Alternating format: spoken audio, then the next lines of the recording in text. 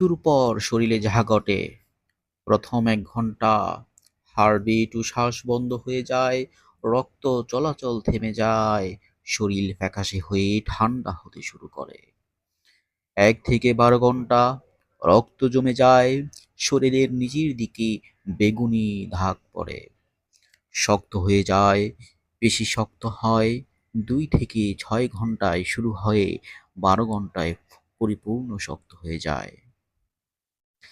১ থেকে ২ দিন শক্ত ভাব আবার চলে যায়, শরীর নরম হয়, ভেতর থেকে পচন শুরু হয়, ব্যাকটেরিয়ার কারণে গ্যাস ও গন্ধ তৈরি হয়।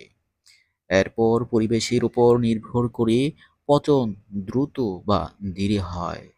গরমে কয়েকদিন, ঠান্ডায় কয়েক সপ্তাহ লাগতে পারে।